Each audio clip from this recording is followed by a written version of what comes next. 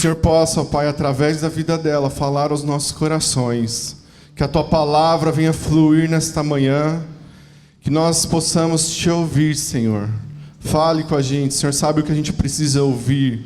Que essa semente venha ser lançada nos nossos corações e ela venha frutificar, ela venha germinar, ó Pai. Abençoe a pastora, tudo aquilo que o Senhor colocou no seu coração, que ela possa transmitir, ó Pai, nesta manhã. Abençoamos também o Arnaldo, onde ele está agora lá em Sabaúna. Abençoamos a vida do Matias, que está chegando também. Abençoe sua casa, sua família e em tudo, ó Deus. Em nome de Jesus. Amém.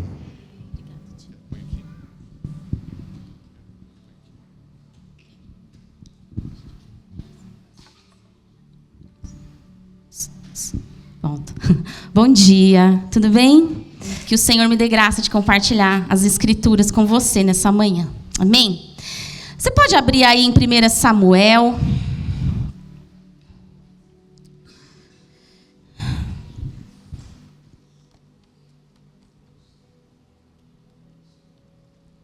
Primeira Samuel, no capítulo 1. A nossa leitura vai ser um pouquinho extensa, mas eu gostaria muito que você prestasse atenção no que nós vamos ler, e vai ficar mais fácil de explanar.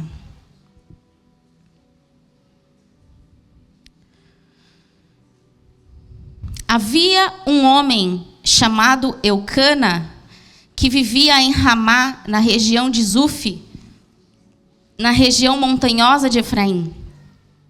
Era filho de Jeroão, filho de Eliú, filho de Tou, filho de Zuf, de Efraim. Eucana tinha 2 esposas. A primeira se chamava Ana e a segunda, Penina. Penina tinha filhos. Ana, porém, não os tinha.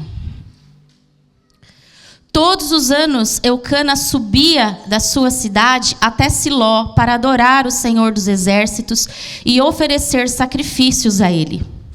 Nesse tempo, os sacerdotes do Senhor eram Ofne e Finéias, os 2 filhos de Eli. Quando Eucana apresentava seu sacrifício, dava porções de carne à sua esposa Penina e a cada um dos filhos e filhas dela.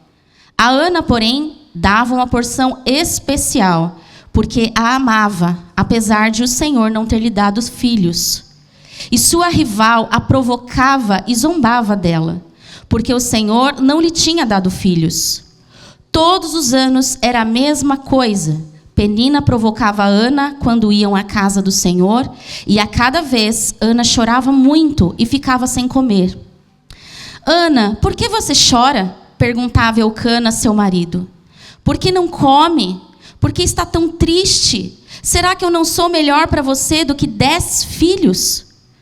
Certa vez, depois que comeram e beberam em Siló, Ana se levantou. O sacerdote Eli estava sentado ao lado da entrada do templo do Senhor. Ana estava muito angustiada e chorava sem parar enquanto orava ao Senhor. Então fez o seguinte voto: Ó Senhor dos Exércitos, se olhares com atenção para o sofrimento da tua serva, se responderes a minha oração e me deres um filho, eu o dedicarei para sempre ao Senhor e o cabelo dele nunca será cortado. Enquanto ela fazia sua oração ao Senhor, Eli a observava. Viu que os lábios dela se moviam, mas como ele não ouvia som algum, pensou que ela estivesse bêbada. Até quando vai se embriagar? Disse ele, largue esse vinho. E Ana respondeu, meu senhor, não bebi vinho, nem outra coisa mais forte. Eu estava derramando meu coração diante do Senhor, pois sou uma mulher profundamente triste. Não pense que sou uma mulher sem caráter. Estava apenas orando por causa da minha grande angústia e aflição. Nesse caso, vá em paz, disse Eli, que o Deus de Israel lhe conceda o que você pediu. Muito obrigada, exclamou ela. Então Ana voltou e começou a se alimentar novamente, e seu rosto já não estava triste. Na manhã seguinte, a família toda se levantou bem cedo e foi adorar o Senhor novamente. Depois, voltaram para casa em Ramá. Eucana teve relações com Ana e o Senhor se lembrou dela. No devido tempo, Ana engravidou e teve um filho. Ela lhe deu o nome de Samuel e disse: eu o pedi ao Senhor. No versículo 24. Quando o menino foi desmamado, Ana o levou à casa do Senhor em Siló, embora ele ainda fosse pequeno. Também levou um novilho de 3 anos para o sacrifício, um cesto de farinha e uma vasilha de couro cheia de vinho. Depois que sacrificaram o novilho, levaram o menino a Eli, e Ana lhe disse: com certeza o Senhor se lembra de mim. Sou a mulher que esteve aqui anos atrás, orando ao Senhor. Pedi ao Senhor que me desse este menino, e o Senhor atendeu ao meu pedido. Agora eu o dedico ao Senhor, por toda a sua vida ele pertencerá ao Senhor. E ali adoraram o Senhor. Amém. Feche os seus olhos. Nós declaramos essa manhã, Jesus, não há nenhum outro nome pelo qual devamos ser salvos. A salvação da nossa alma, a salvação do nosso coração, a salvação, Senhor, que precisa estar continuamente sobre nós. Nós recebemos a vida eterna pelo Senhor Jesus, e ela começa aqui e agora. Nós clamamos para que a Tua presença nos cerque nessa manhã. Que o Senhor venha trazer sobre nós, Deus, a Sua palavra de vida, revelação. Que o Senhor venha trazer sobre nós um alinhamento profundo. Que o Senhor venha descortinar dos nossos olhos, Deus, todo bloqueio. Tudo aquilo que nós não vemos. Neste lugar agora, Jesus, eu peço que o Senhor envie os Seus anjos aqui, ministradores. A Sua palavra nos fala que eles estão entre nós, Deus, para servir os Seus filhos. Então nós pedimos a liberação desses anjos, Deus, ministradores sobre o nosso coração, sobre este lugar, enquanto o Teu Espírito Santo vai fazendo um trabalho que nenhum outro pode fazer. Nós pedimos que o Senhor nos encoraje nessa manhã, que a Sua palavra venha trazer, Deus, uma tranquilidade ao nosso coração, uma paz que excede entendimento. Que a Sua palavra venha nos posicionar, venha lesionar o nosso coração, Senhor, e ao mesmo tempo nos curar. Arranca o que é excessivo. Arranca o que é excessivo de nós. E traz para fora e faz brotar aquilo que nos falta. A Tua palavra é a verdade. Nós queremos, Deus, caminhar neste tempo, nesta geração, segundo a revelação do Seu Espírito. É pelo Senhor que estamos aqui. Queremos nos lembrar disso. Não são homens ou mulheres, Deus, que têm o nome mais alto. É o Senhor Jesus. Coloca os nossos olhos no lugar certo, porque Tu és soberano. E que todas as fraquezas, Deus, que possam estar permeando o coração nosso, Senhor, dos nossos irmãos, nessa noite, cesse com a Sua graça. Porque o Senhor é a nossa força. O Senhor é a palavra de vida entre nós. Mais uma vez eu peço, desça com o Teu manto de poder, ó Deus. E que essa manhã o Senhor venha nos ministrar profundamente, além do que a minha voz ou os meus estudos podem fazer. Tudo isso é tão pequeno, mas a Tua voz e a revelação das Escrituras que o Senhor traz, essa sim é capaz de transformar. Então eu entrego ao Senhor, Jesus, este tempo e a vida de cada um de nós, repreendendo toda desconexão espiritual em nome de Jesus. Eu declaro, Deus, somos Teus. Que o Seu Espírito encontre lugar em nosso meio, em nome de Jesus. Amém. Amém. Bom, queridos, esse mês, eu não sei quantos sabem, mas foi comemorado o Dia da Família, né? Era o mês da família, na verdade. Algumas igrejas, inclusive, comemoraram isso. E eu gostaria de trazer uma palavra específica a respeito, né?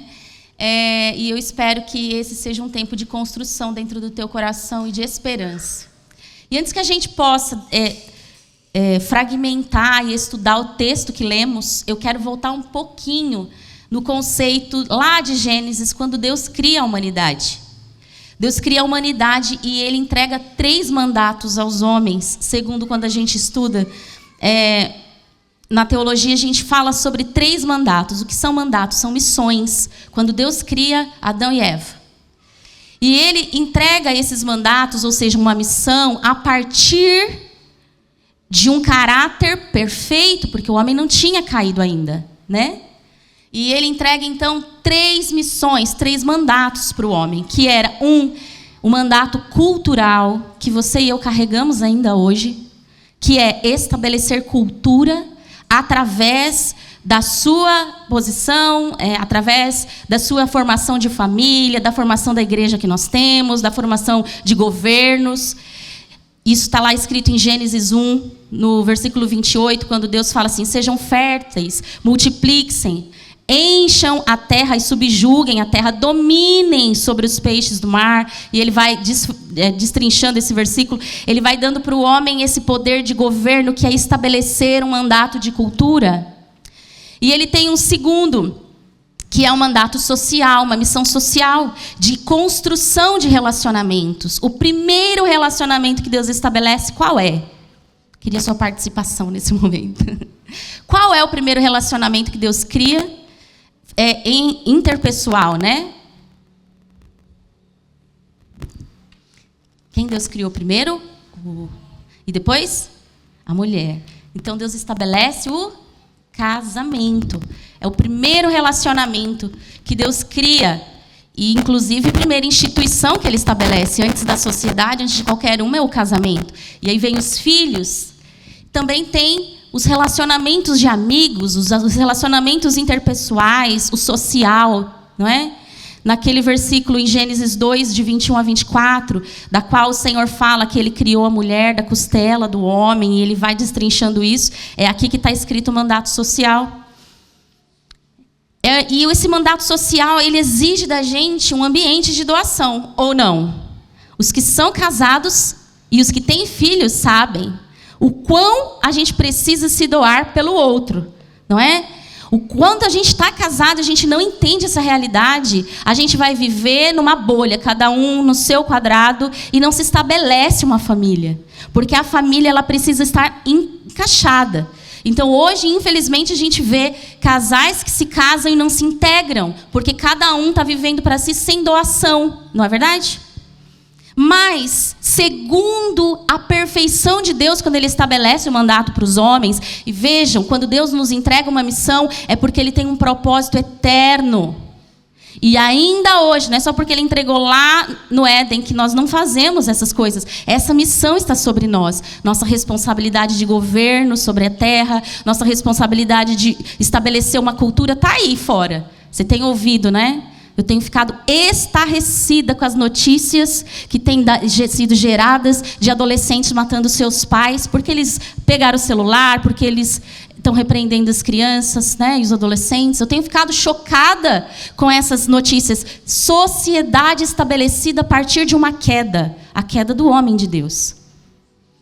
E o terceiro mandato é o mandato espiritual, que é a responsabilidade da humanidade de ter um relacionamento com Deus. E isso está descrito em Gênesis 2, de 1 a 4, quando Deus fala sobre o descanso, né? Que no 7º dia Deus descansou, e Ele estabelece esse tempo de descanso, e o tempo de descanso, essa conexão sagrada com Deus, um tempo de contemplação, um tempo de simplesmente se deleitar no Senhor. 3 mandatos, dos quais o Senhor cria para que o ser humano seja protegido, para que o ser humano consiga crescer e se multiplicar na saúde espiritual, física, moral. Acontece que quando o homem peca, e existe a queda da humanidade, né, pelo pecado, e eu gosto muito do termo que fala, e o homem caiu de Deus, porque é assim que eu entendo. O homem cai de Deus, e ele começa a estabelecer as missões dele a partir da própria visão. E tudo é desconfigurado, ou não? Basta a gente olhar por aí. Basta também a gente, às vezes, olhar para dentro de nós mesmos, e a gente vai ver que as nossas tendências não são puras, como elas deveriam ser. Quando a gente vê famílias desestruturadas, por exemplo, que estão criadas na base de um machismo, e tem pessoas que alegam que Deus é machista. E isso não vem do Senhor, porque quando Ele fala que Ele cria a mulher para ser auxiliadora do homem, Ele usa 2 palavras, auxiliadora e idônea. E a auxiliadora, no original, significa Ezer. Tem uma palavrinha que se fala Ezer. E Ezer vai falar sobre alguém que presta socorro. E Ezer também, uma vez eu estava ouvindo o pastor David Cornfield falando, que é o pastor do Rever, e ele disse assim que Ezer é como se... a figura do Ezer, porque na língua original as palavras são feitas em desenho, e ela era como se houvesse uma conexão sobre aquele que levanta e impulsiona o outro enquanto ele está embaixo. Vamos pensar num 8 deitado?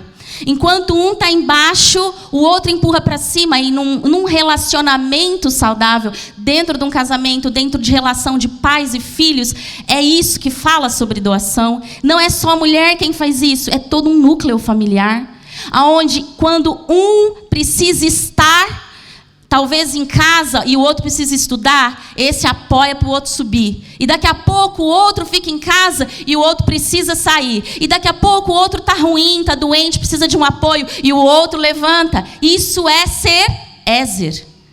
E isso está estabelecido em toda a humanidade através dos mandatos que o Senhor tem nos dado. A questão é, será que temos entendido a nossa responsabilidade assim? Primeira palavra, auxiliadora. A segunda palavra, idônea, quando Deus faz a mulher, isso quer dizer aquela que olha no olho no original. Aquela que olha no olho é igual, é coigual. Aquela que olha no olho é aquela que consegue encorajar. Então eu olho você no olho, você me olha no olho, a gente encontra pureza. E a gente encontra igualdade e parceria. Isso não quer dizer que nós tenhamos a mesma missão. Não quer dizer que nós tenhamos a mesma missão, mas Deus jamais estabeleceu valores diferentes entre homens e mulheres. E nós vemos um resgate disso no Novo Testamento, quando Jesus se revela tão maravilhosamente para as mulheres, de uma forma tão contra a cultura do mundo. Por quê? Porque os mandatos de Deus estão estabelecidos a partir de uma pureza e de uma santidade. Estou falando tudo isso para dizer o quê? Porque dentro, muitas vezes, das nossas relações, existem fragmentos de uma cultura caída.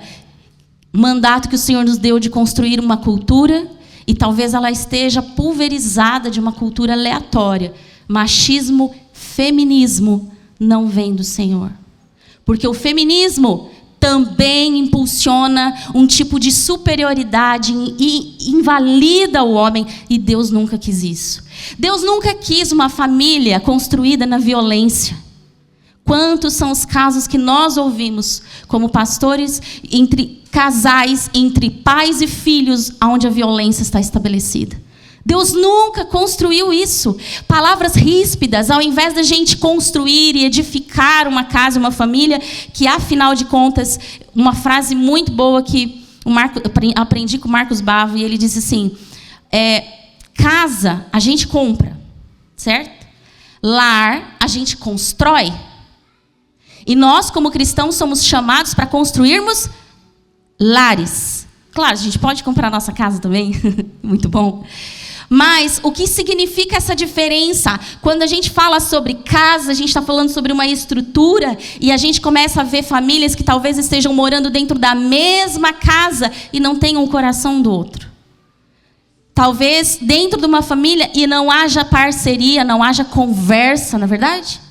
Não é o padrão de Deus, não é o padrão do Senhor, porque as pessoas dentro desta casa talvez não estejam entendendo que é necessário construir um lar.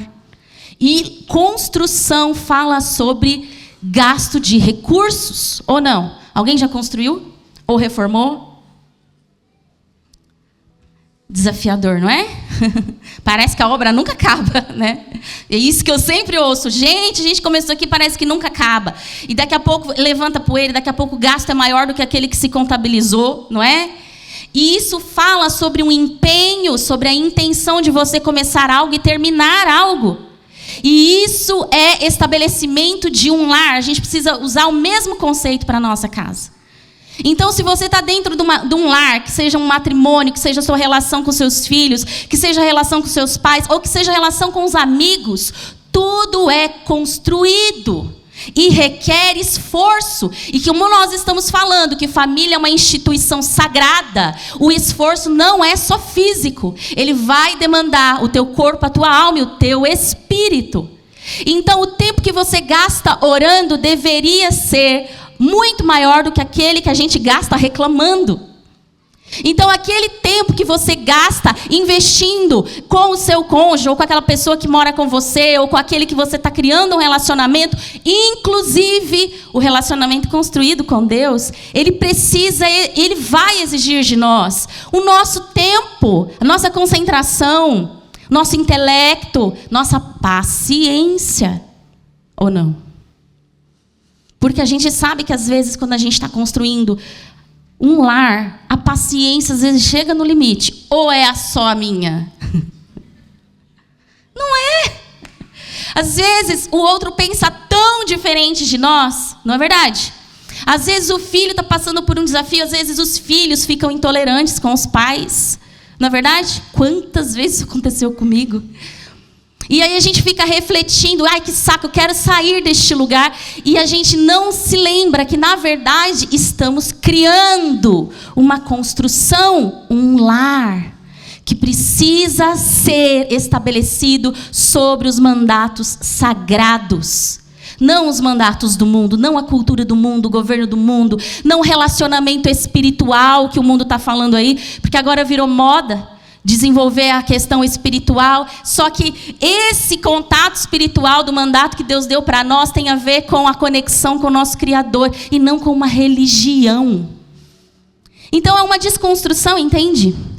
Que quer que isso tenha a ver com Samuel, né? Calma que eu vou chegar. Vai fazer sentido. Então a gente começa a ver que, segundo o padrão de Deus, a família que Deus criou, ela vai promover segurança entre todos os membros. Ela vai promover afeto. Ela vai promover encorajamento. Já viu quando um dos cônjuges entra em crise? Não é verdade? E aí, qual é a nossa postura?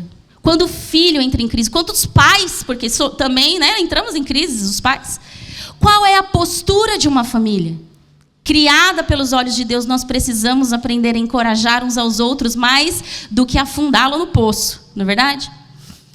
Aonde tem unidade, aonde tem cumplicidade, aonde tem fidelidade. Fidelidade dos olhos. Fidelidade, gente, é algo que está se perdendo, não é? Não é só adultérios por aí fora, físico, que esse é o estágio mais grave, mas também dos olhos, como nós olhamos sensualmente ou não para algumas coisas. Numa família estruturada por Deus, a partir daqueles mandatos que nós falamos, não tem infidelidade. Ela presta socorro e ajuda, ela tem provisão, ela tem resolução de conflitos, ela desenvolve, ela tem um desenvolvimento humano. Ela tem o ensinamento da fé, o tempo ali, rotineiramente da fé, ensinando no dia a dia. Tem respeito, tem desenvolvimento moral e espiritual. E ela é altruísta. Então, quando um erra, o outro perdoa. E quando o outro erra, o outro também perdoa. E assim a gente vai construindo um lar. E não só comprando uma casa. E não só estabelecendo um relacionamento vazio. Qual que é a família, então, que Deus não criou? Se é essa que Deus criou, claramente, como há muitos mais outros atributos, a família que Deus não criou é aquela que é machista ou feminista, é aquela que é violenta, que é desumana, que tem domínio. Sabe aquela família dominadora, onde tem um que tem que mandar todo mundo obedecer naquele sentimento de opressão? Não foi assim que Deus criou, nem Deus faz isso conosco. Uma família abusiva, uma família distante emocionalmente, com desconexão, todos na mesma sala, assistindo um filme sem dar um pio. Todos terminam o filme, comem, cada um vai para o seu canto e para o seu quarto. Isso é uma desconexão emocional. Não foi essa a família que Deus criou. Família que é competitiva entre si, já viu isso? Isso acontece demais, principalmente entre os casados. Quem é que manda aqui? Um fica competindo com o outro. Quem promove divisão, aquele que é egoísta, aquela que é infiel, violenta, permissiva, sem limites, enfim, a lista também é muito grande. Mas a família, para nós cristãos, é um lugar para a gente demonstrar a nossa maturidade. É um lugar para a gente treinar. Porque antes de você ser o que você é aqui ou no seu trabalho, que talvez você seja muito respeitado, o lugar que nós precisamos ser mais cristãos é dentro da nossa casa. Porque é ali que demonstra a nossa fé. É aí que demonstra de verdade aquilo que nós acreditamos ou não. E é o lugar mais difícil de ser crente, não é verdade? Ou não? Quando nós cedemos ao mal, nós estamos estudando isso no caso, né? O pior mal que o malvado pode trazer a nós é nos tornar malvados como ele. Então, quando o mal sobrevém sobre a nossa casa, batem mesmo os ventos, as crises, essas coisas todas, o que é que nós demonstramos ali? É ali que vai ser um termômetro para nós mesmos, de como nós estamos e como nós precisamos ser alinhados com Deus, não é? O lugar, a família do cristão é o lugar onde nós demonstramos que nível de maturidade estamos. E a gente precisa ter a esperança de um Deus soberano. É aqui que eu começo a destrinchar a palavra que nós lemos. Porque, peraí, gente, um minuto.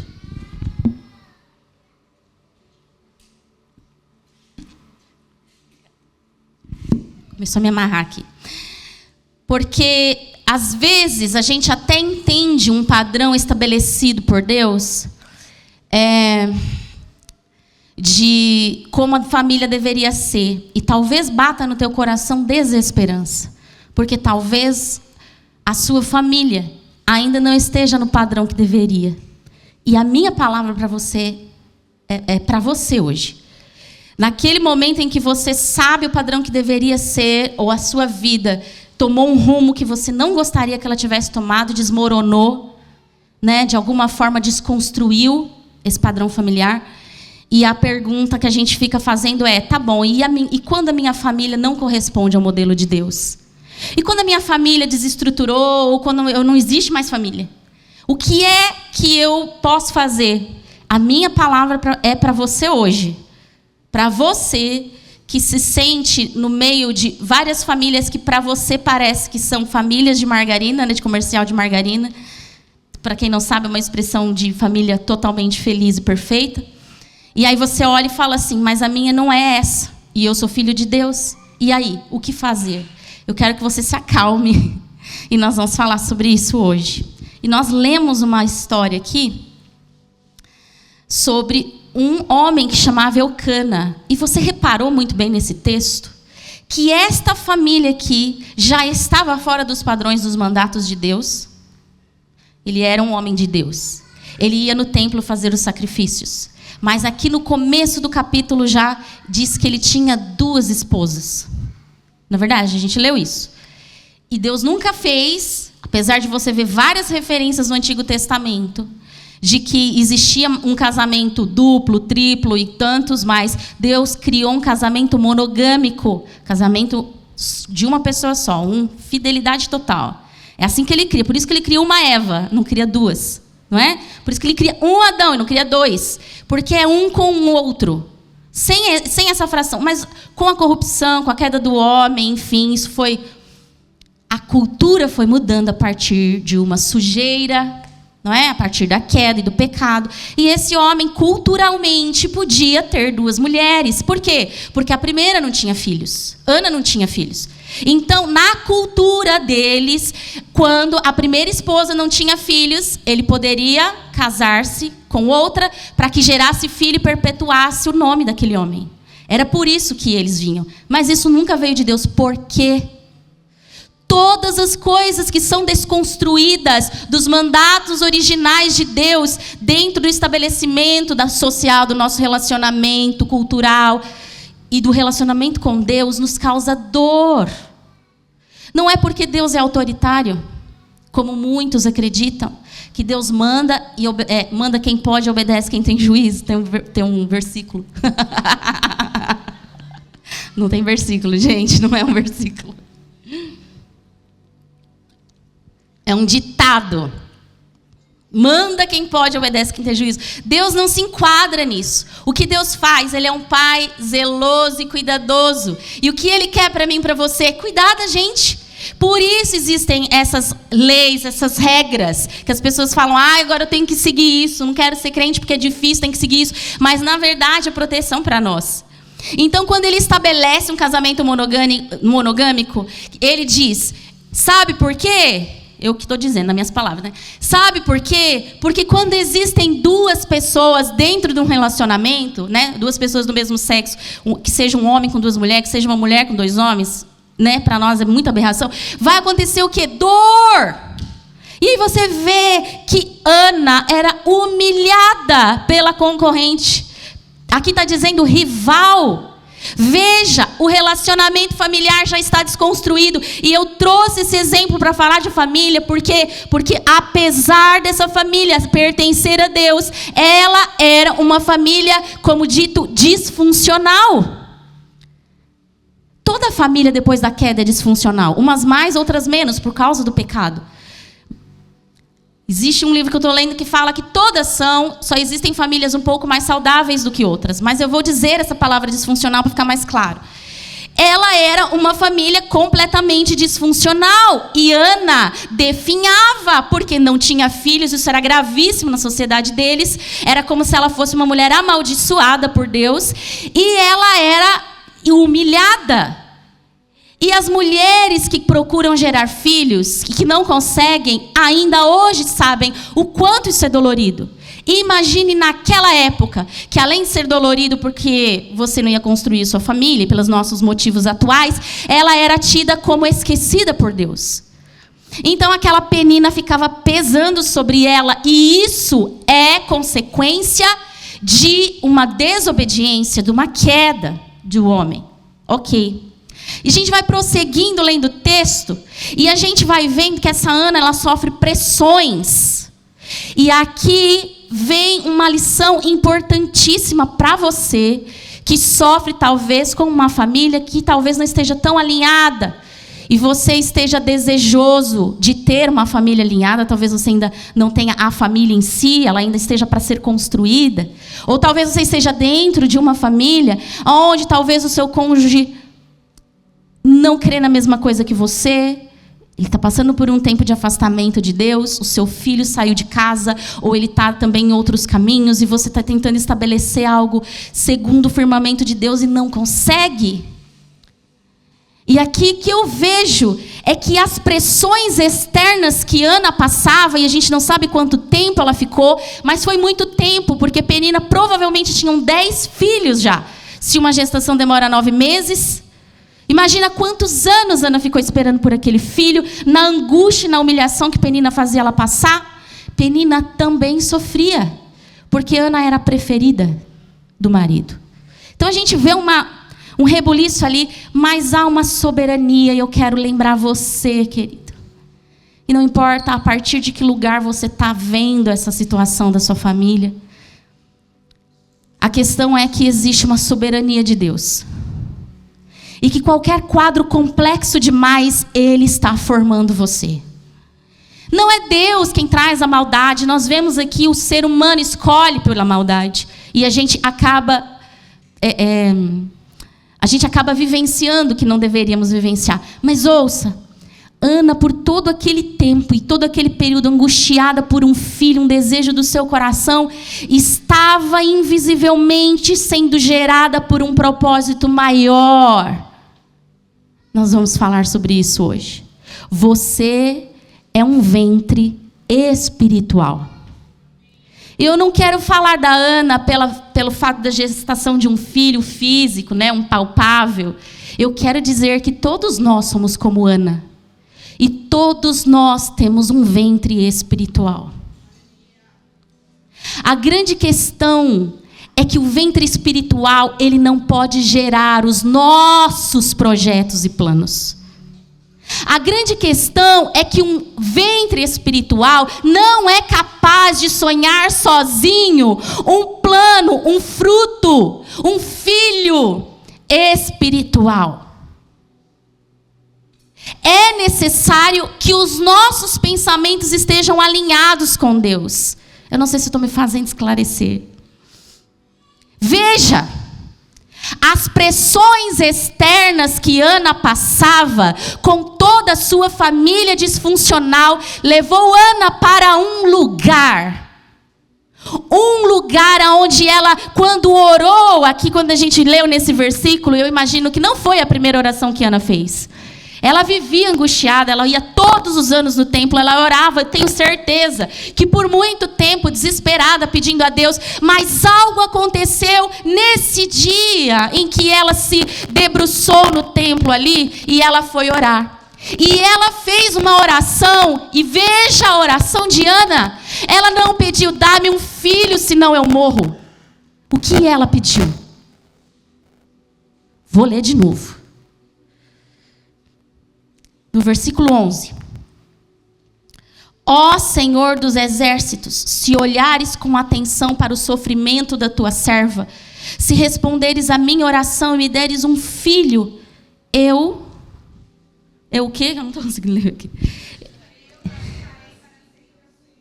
E o cabelo dele nunca será cortado. O cabelo dele nunca será cortado fazia parte de um voto de Nazireu. Isso significava para aquela cultura de que aquele menino seria integralmente do Senhor.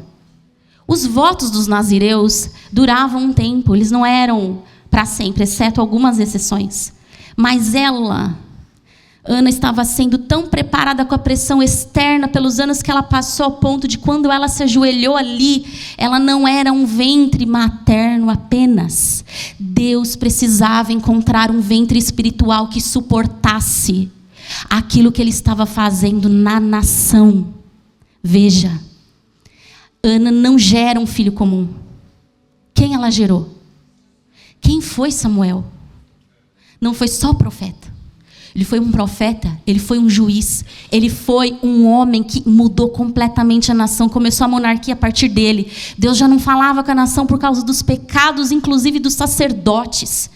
Quando esse menino vai para o templo tão novinho, Deus estabelece naquele menino, ele olha para aquele menino e fala, esse eu gerei, para revolucionar uma nação inteira.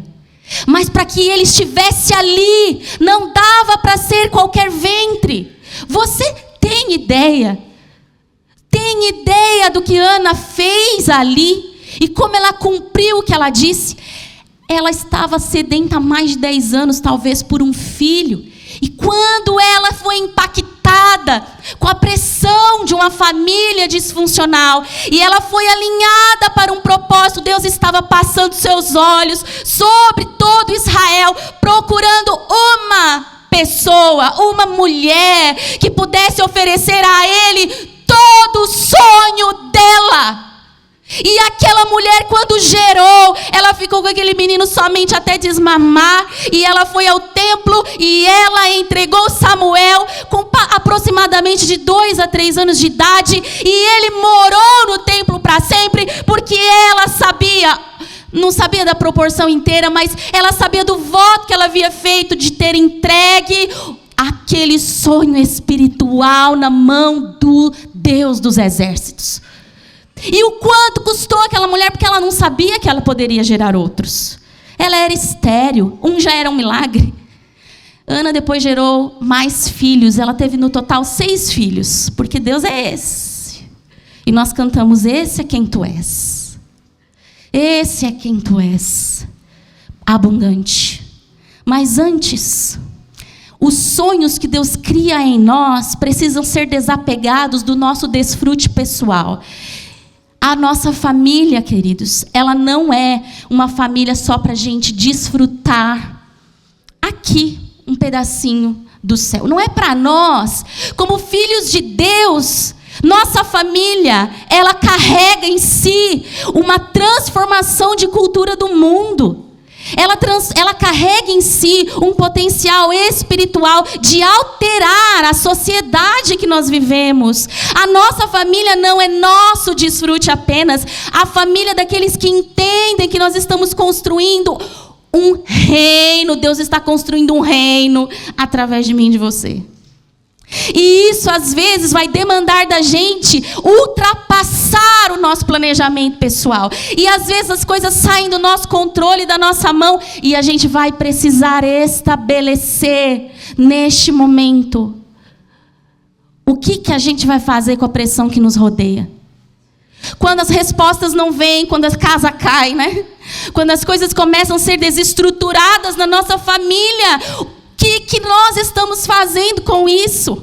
O Senhor pode restaurar famílias completamente, porque foi da casa de um homem disfuncional que o Senhor estabeleceu um homem notável em todo Israel.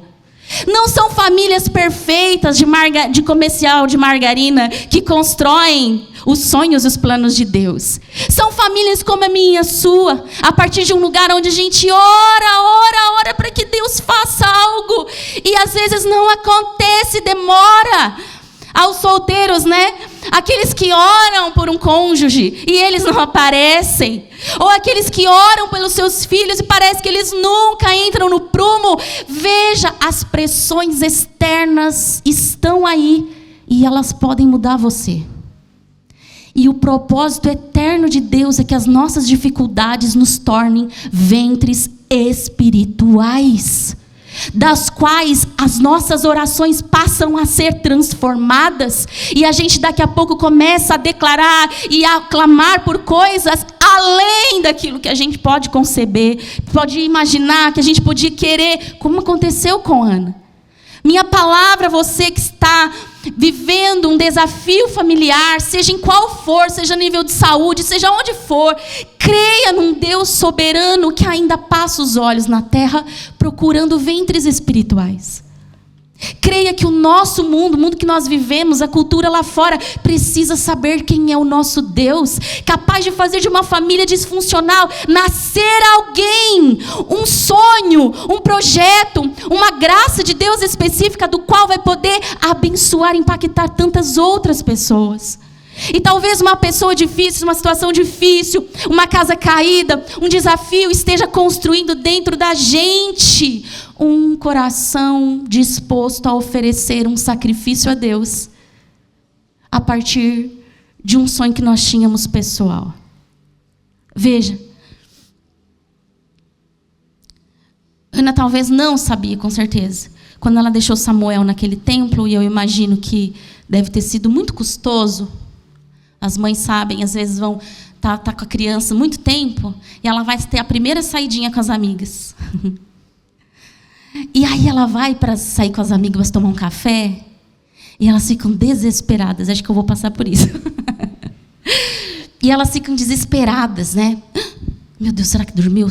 Será que está mamando? Será que está chorando muito? Será que meu marido está dando conta? Não é assim que fala a cabeça da mulher? Por causa de 1 hora que você foi tomar um café com a sua amiga, 2 horas, o coração já ferve, borbulha. Você imagina uma mulher que deixou no templo um filho, do qual a gente não tem nem citação de que tinha uma mulher ali para cuidar. Deveria ter? Deveria. Mas não tem nenhuma citação. Aí a mãe fica assim, meu Deus, será que comeu? Será que está passando frio? Será que alguém está abraçando? Será que alguém está dando afeto?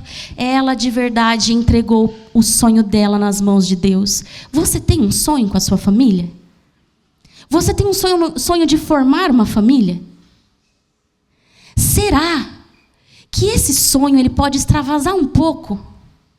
E não ficar somente no núcleo do seu desfrute?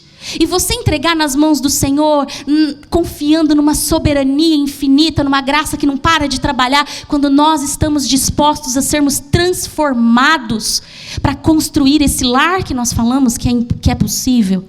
Será que as pressões externas não estão trazendo para fora uma inquietação do nosso coração que precisa estar alinhada um pouco mais com Deus?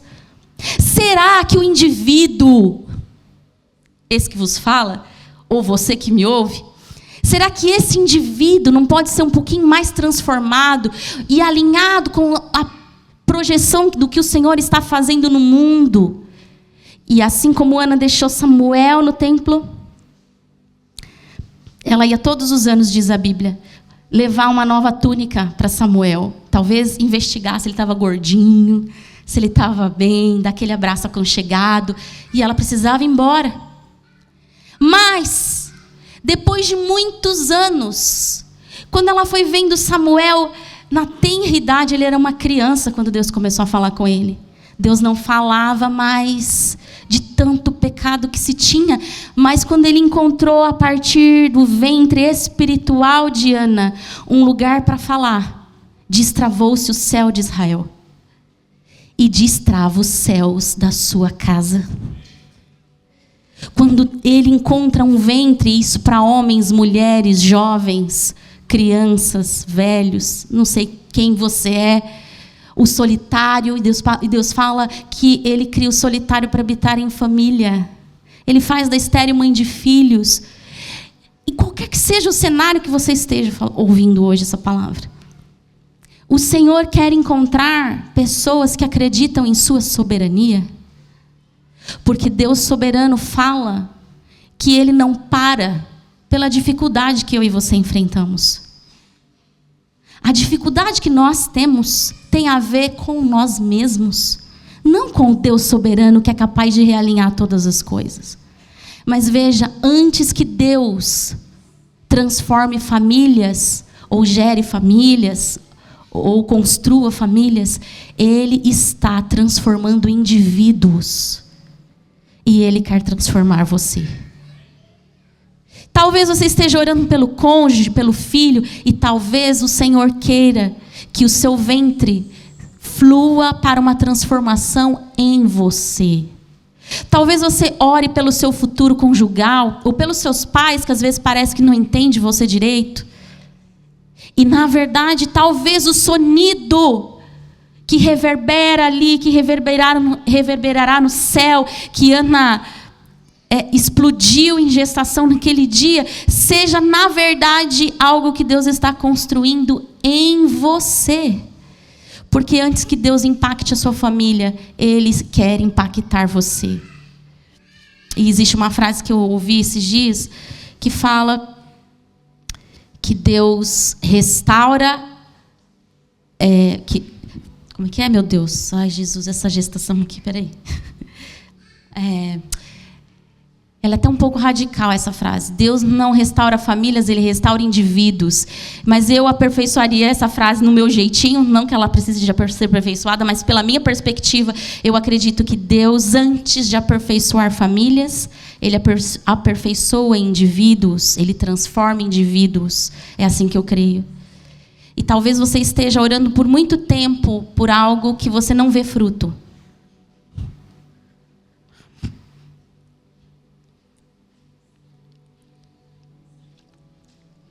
Talvez as angústias da sua oração seja você sempre orar pela mesma coisa, essa coisa não acontecer no seu seio familiar ou na sua vida relacional.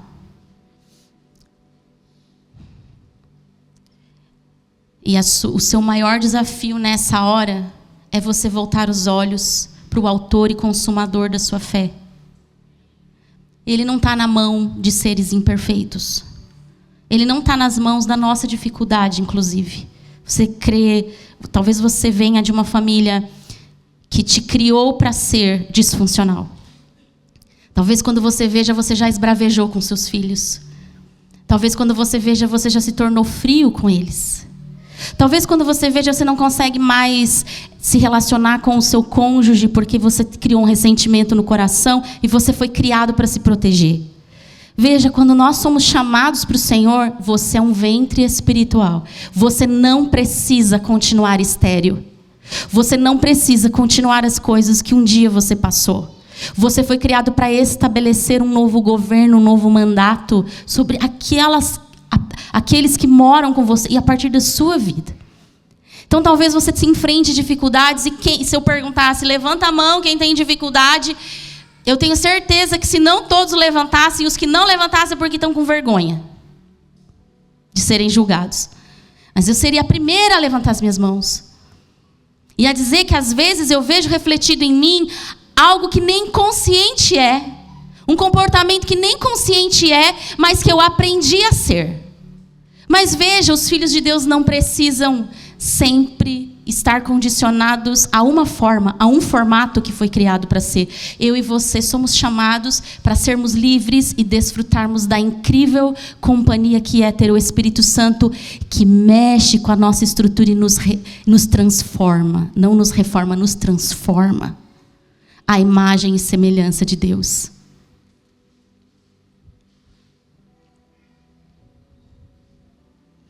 Quando a gente gera um clamor diante do Senhor, a gente precisa acreditar que antes dele impactar o lado de fora, então ele está construindo algo do lado de dentro. O que foi que acabou dentro de você? A esperança? Então isso precisa ser novamente fertilizado no teu ventre. O que foi que acabou em você? Talvez você olhe por tanto tempo uma oração que não foi ouvida, e isso tira de você forças. E você se sente frágil e fraco, e a sua fé desestabilizou. Então é tempo de você clamar para que a sua fé se realinhe. Talvez exista um sentimento de desistência no seu coração. Mas o que eu quero dizer a você nessa manhã é que a partir do nosso Deus soberano, a partir daquele que cria todas as coisas, Ele é capaz de nos levar para o lugar exato que nós devemos estar agora. Seja lá qual for a situação e a reação que nós devemos ter. Se você for desses que está sozinho e você fica com medo de ficar sozinho, eu tenho ouvido tanto esses relatos nos últimos dias. Eu tenho medo de ficar sozinha, Vanessa. Eu tenho medo de ficar sozinho. E por conta disso, tenta colocar coisas no meio desse vazio. Eu quero dizer para você, lembre-se que o soberano Deus está sobre toda a sua criação, formando algo. Ele cria coisas do nada. Esse é o seu Deus. Esse é o seu Deus. Realinhe o teu olhar. Porque num tempo em que Israel não tinha ninguém, num tempo em que havia anos que Deus não falava mais com o povo, de repente aconteceu. Então não esquece. Não esquece, não. Não esquece que o seu futuro e o seu coração não está na mão da transformação do outro. O teu coração está nas mãos de Deus. A tua vida está protegida por Deus. Ele é capaz de abrir destinos, destravar futuros. Ele é capaz de gerar coisas sobrenaturais sobre você. Alinha o teu coração com Deus. Alinha a tua fé, a tua esperança em Deus. Que Deus crie em nós um coração puro e um espírito reto. Que mesmo com as nossas fragilidades e fraquezas, Ele encontre em nós o desejo de encontrar com Ele. O desejo de vê-lo no meio da construção da nossa casa. A nossa família só funciona quando Jesus está no meio dela. É hora de chamarmos Deus novamente para este lugar e a gente parar de querer transformar a nossa casa pela força do nosso braço. E você construir o seu futuro pela força da tua perspectiva. É hora da gente ajustar os nossos padrões. E naquele tempo, quando Ana gerou e Samuel foi crescendo, e disse a palavra que Samuel ia crescendo em graça, e desde criança ele começou a ser respeitado em Israel, porque ele recebia as ordenanças de Deus e passava para o povo, e as profecias aconteciam. Uma criança. E na cultura de Israel, homens eram estabelecidos, não é? Jesus precisou ter 30 anos para começar o ministério dele. Veja, não importa a nossa situação, Deus não está nem aí para o tipo de cultura que nós criamos. Ele não está preso. Ele pode desenvolver uma nova cultura se você estiver disposto. Veja, lá fora, o mundo está querendo fragmentar a gente o tempo todo. O tempo inteiro são as crianças, os filhos, os adolescentes, os jovens, a exposição que se tem de pornografia, de violência, a exposição que se tem diante de tantas coisas, de abandono, de viva a sua vida, você precisa muito ser feliz, não é assim que dizem? O que importa é você ser feliz. O que importa é a gente, como filhos e filhas de Deus, é encontrarmos essa plenitude em Deus, porque qualquer outra felicidade é irreal. o Senhor está nos chamando para um tempo de encorajamento. Então, se você é essa pessoa que talvez esteja orando desesperadamente, né, por algum motivo que não aconteça, talvez Deus queira reposicionar você nesse momento, no ambiente em que você vive. Lembra, construção requer esforço. Oração, talvez aconselhamento, intenção, mudanças de hábitos. Mudanças, você não precisa ser quem você foi até hoje. Isso vai construir um lugar para o Senhor. Então eu queria te lembrar que tua família não é a única a passar por conflitos. Nós estamos no meio de um mundo corrompido. Não é só você que passa por algumas situações onde podem chocar o teu coração e você às vezes estar inseguro com as finanças ou com o que for. Não é só você, isso faz parte da vida comum de todo indivíduo. Acontece que nós precisamos entender que nós somos ventres espirituais.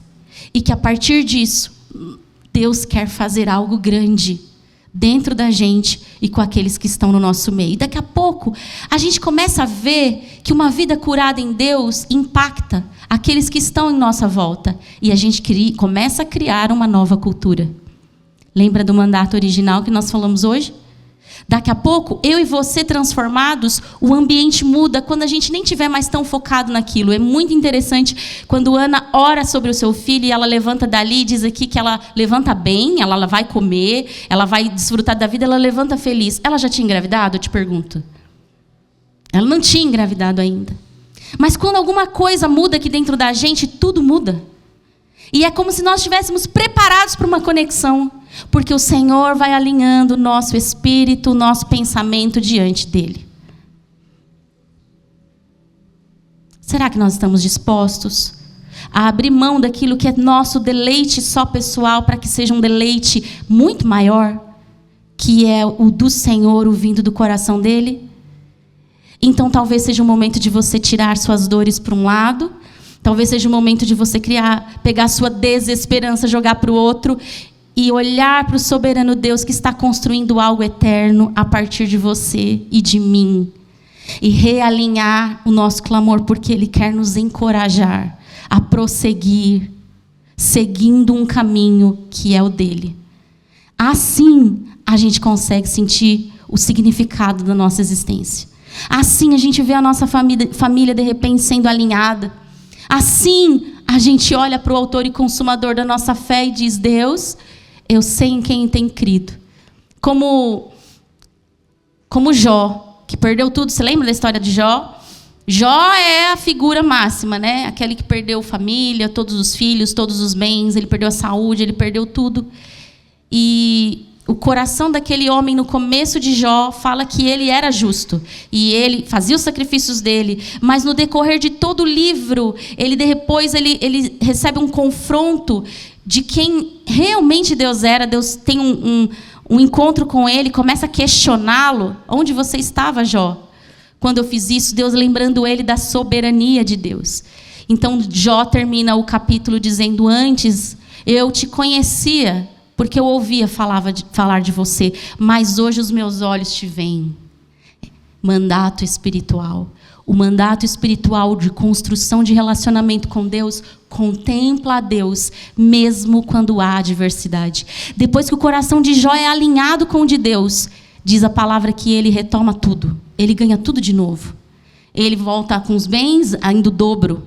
Os filhos e filhas, o dobro. E as mulheres são as mais bonitas. Porque Jó abriu o coração para discernir e entender algo além da dor dele, além da dificuldade. Esses são ventres espirituais. Você não precisa estar numa família de margarina para ter um futuro totalmente transformado. Você só precisa alinhar o teu olhar com o soberano Deus, que faz no meio do caos um ajuste perfeito. Ele é o nosso Deus. Posso te convidar para ficar em pé?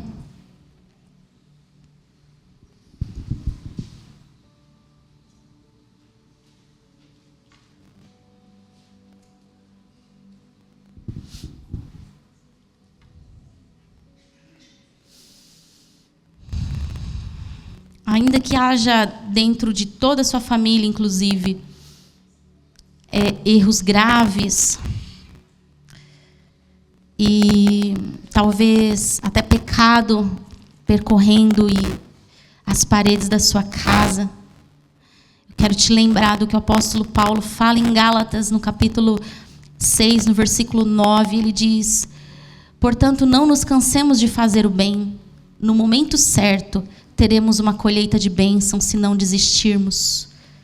Uma palavra de encorajamento a você que é desafiado a crer que Deus está vendo você. Deus não te criou para ficar sozinho no mundo. Ele não te criou e virou as costas. Ele participa todos os dias da sua vida. Nós estamos aqui, Jesus, no desafio dentro da nossa geração de criarmos uma família, um lar, um conceito de vida, uma experiência pessoal com o Senhor que desafia aquilo que nós temos aprendido lá fora. O tempo inteiro somos bombardeados, Deus, de um desgoverno que só leva o ser humano à ruína. Temos visto nos jornais, temos visto nas famílias em volta, às vezes até mesmo na nossa. Não queremos viver um conceito mais assim, Deus. Nós queremos que o nosso coração seja alinhado com o teu. O Senhor está voltando, Jesus. E nós queremos que a nossa família seja um núcleo da sua presença. Queremos ser cheios e abastecidos da sua graça, Senhor, do teu perdão. Sim, praticando o cristianismo dentro da nossa casa, e até mesmo quando nós estamos desesperançados. Quando a gente olha em volta e não vê, Senhor, nenhuma resposta. Eu quero clamar sobre esses corações cansados, Deus, que oram às vezes pelo mesmo motivo há tanto tempo, estão angustiados diante do Senhor. Mas que o Senhor nessa manhã traga, Senhor, a clareza de que quem tem o Senhor tem salvação. De que quem tem o Senhor pode crer que o amanhã tudo estará estabelecido, desde que os nossos corações estejam entregues no altar do Senhor. Ó Deus, eu sei que a nossa vida às vezes parece estar sendo uma perda de tempo. Parece que o tempo vai passando e as coisas não são alinhadas como deveriam, e a gente vai ficando tão frustrado, porque parece que nós estamos perdendo a batalha, mas nos ajuda a ver que não é assim para os seus filhos e filhas. Nós não entramos em nenhuma batalha para perder. A questão é o nosso coração estar sensível ao seu espírito para ser moldado, conforme o Senhor está fazendo algo que nós não conseguimos ver. Por favor, acrescenta a nossa fé.